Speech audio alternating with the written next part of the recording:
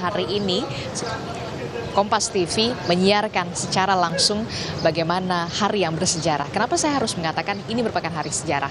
Karena ini hari yang bersejarah di mana kita semua akan menyaksikan, akan menyimak bagaimana sidang putusan sengketa Pilpres 2024, di mana sebelumnya sidang sengketa Pilpres 2024 ini sudah melalui tahapan pemeriksaan.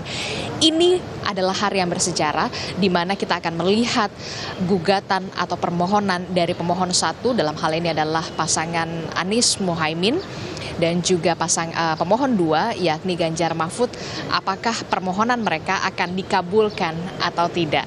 Nah, nanti kita akan lihat dan juga kita akan menyaksikan bersama putusan sidang sengketa Pilpres 2024 pada pukul 9 pagi. Saya tentu saja tidak sendiri di sini, saudara, karena saya ditemani oleh Profesor Bayu Dwi Anggono yang merupakan dari Universitas Jember. Selamat pagi, Prof. Selamat pagi, Mbak Adisti. Selamat pagi seluruh pemirsa Kompas TV. Ya, saya mengatakan ini merupakan hari yang ditunggu-tunggu. Tidak hanya bagi pemohon, termohon, dan juga pihak terkait, tapi bagi kita semua hari yang bersejarah. Karena di hari ini kita akan menyimak bagaimana putusan sidang sengketa Pilpres 2024. Ini akan dicatat oleh sejarah Indonesia, sejarah terutama untuk demokrasi bangsa Indonesia. Nah, saya ingin memflashback dulu, Prof. Bayu. Kita sudah melihat bagaimana beberapa pekan yang lalu tahapan pemeriksaan sudah dilakukan. Ada yang menarik dari sidang sengketa Pilpres 2024 dibandingkan dengan 5 tahun yang lalu. Anda mencatat ada beberapa hal yang berbeda tidak? Dan spesial dalam tanda kutip dalam sidang sengketa Pilpres 2024 di 2024 ini, Prof. Bayu. Jadi kalau kita lihat, ini kan kelima kalinya MK sejak berdiri ya, sejak berdiri 21 tahun yang lalu, ini kelima kalinya MK menyidangkan perkara perselisihan hasil Pilpres, sengketa hasil Pilpres ya, pemilu Pilpres. Nah, tiap periode tentu punya karakteristik, karena tempusnya, waktunya berbeda, kasusnya berbeda, situasinya berbeda. Nah, kita memahami yang kelima ini, ya, sidang yang kelima, karena sebelumnya kita 2004, 2009, 2014, 2019, ini nampaknya memang punya karakteristik sendiri yang berbeda dibandingkan sebelum-sebelumnya. Punya karakteristik yang sangat berbeda dibandingkan sidang-sidang sebelumnya. Saya sebutkan saja. Sidang sengketa Pilpres kali ini misalkan itu berbeda dari 4 periode sebelumnya karena disidangkan oleh 8 hakim. Sebelumnya selalu full tim 9 hakim. 9 hakim, betul. Nah, ini kan tentu sesuatu yang berbeda. Apakah boleh dengan hanya 8 hakim? Ya, secara Undang-Undang MK, hukum acara Mahkamah Konstitusi dimungkinkan.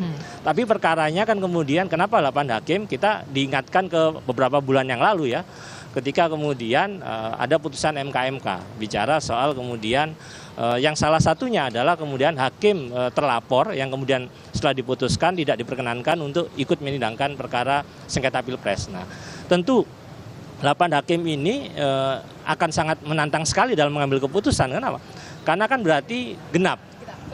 Nah, kalau genap andai kata kemudian ada pendapat yang berbeda, tidak bisa musyawarah, harus dilakukan kemudian berdasarkan pada pendapat hukum atau suara terbanyak begitu. Kalau sampai kemudian andai kata misalkan itu jumlahnya sama, maka kan ketua akan menentukan posisi ketua ada di mana, itu yang akan kemudian perkara itu akan putusannya seperti apa, berarti mengikuti ketua. Nah, ini satu hal lagi yang menurut saya berbeda dengan sebelumnya. Nah, yang kedua kalau kita lihat di sini seperti kemudian MK diajak menguji putusannya sendiri. Nah, ini kan tidak pernah kita lihat dalam sengketa Pilpres, MK kemudian menguji perkara, meskipun bukan perkara sengketa Pilpres, yaitu perkara pengujian undang-undang, putusan 90.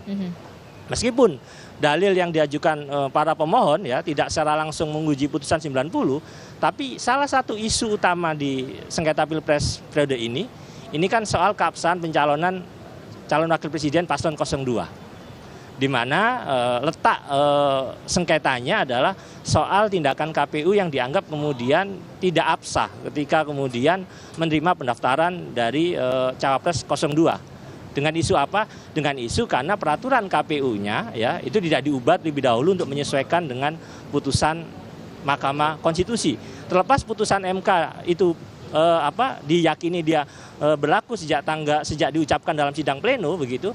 Tapi kan kemudian hukum pemilu dianggap punya logikanya sendiri bahwa KPU ada kewajiban-kewajiban untuk menindaklanjuti administrasi pendaftarannya, teknis pendaftarannya itu dengan peraturan KPU. Kan ini kita lihat dalam beberapa sidang mulai 27 Maret sampai 5 April, saksi, ahli, ya, pembahasan mengundang pihak lain seperti DKPP, ini kan bicara soal keabsahan tadi.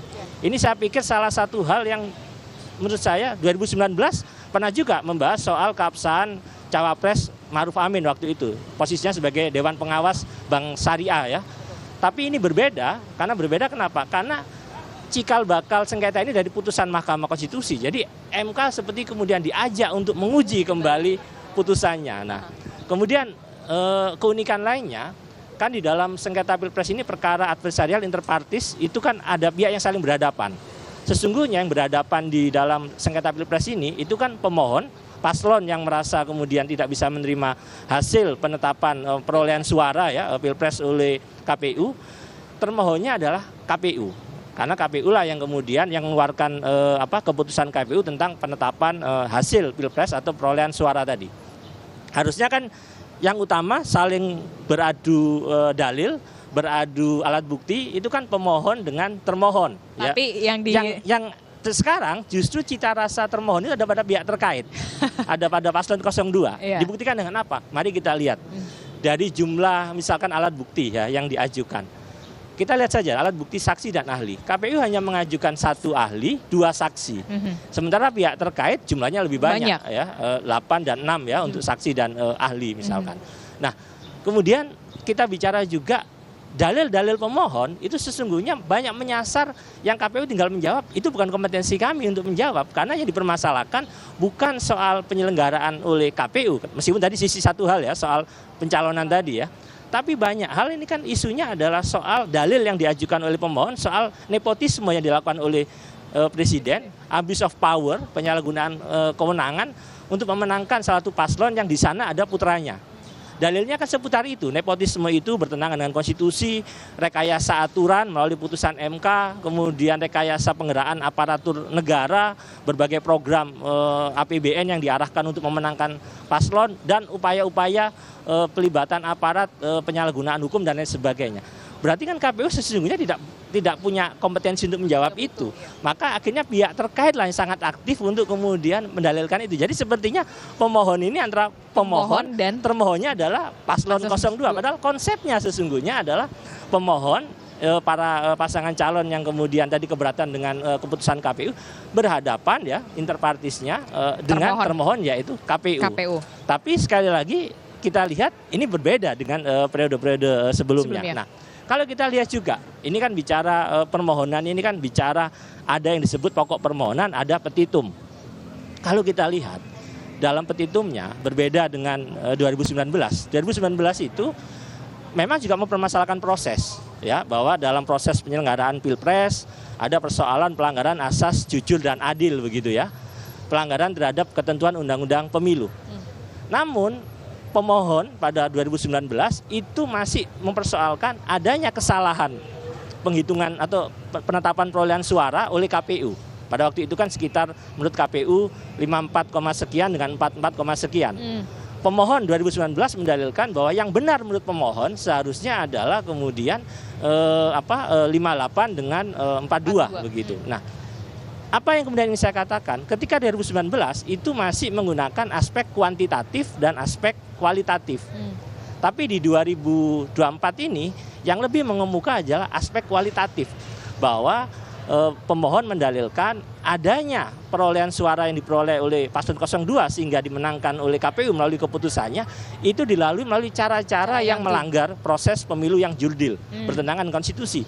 Makanya di petitum kita tidak melihat menurut pemohon, kalau di pokok permohonannya mendalilkan kesalahan penghitungan, maka yang benar, perolehan suara yang benar menurut pemohon itu yang mana gitu.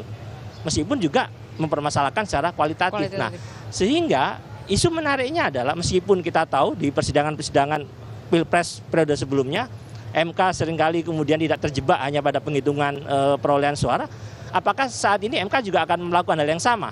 Ataukah MK punya kembali kepada Undang-Undang MK dan peraturan Mahkamah Konstitusi. Ini kan sebelum kita akan bicara tadi dalil-dalil pokok permohonan, MK harus menjawab dulu eksepsi. Ya, oke. Karena kan ada eksepsi dari pihak termohon, dari pihak terkait yang mengatakan MK nggak punya kompetensi untuk kewenangan untuk kemudian menjawab ini. Kenapa? Karena di dalam undang-undang MK, di dalam peraturan MK mereka mengatakan harusnya ini adalah soal kesalahan penghitungan dan yang benar seperti apa. Oke.